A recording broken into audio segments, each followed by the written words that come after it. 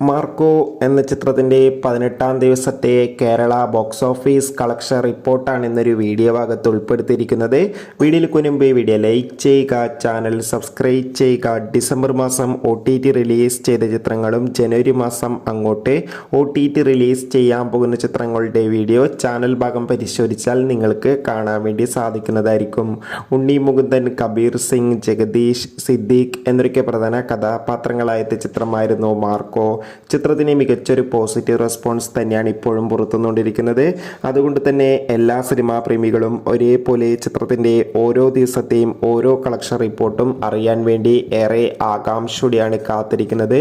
Finally ചിത്രത്തിൻ്റെ 18-ാം ദിവസത്തെ Kerala box office collection റിപ്പോർട്ടൊക്കെ പുറത്തുവന്നിരിക്കുകയാണ്. ചിത്രത്തിന് ഇന്ന് 18-ാം ദിവസം മികച്ചൊരു ബുക്കിംഗ് തന്നെ കേരളത്തിൽ നടക്കുന്നുണ്ട്. 80 ലക്ഷത്തിൻ്റെ അടുത്ത് വരെ തന്നെ ഇന്നും കളക്ഷൻ നേടിയെടുക്കാൻ വേണ്ടി സാധിക്കുമെന്നാണ് ട്രാക്കിംഗ് റിപ്പോർട്ടുകൾ സൂചിപ്പിക്കുന്നത്.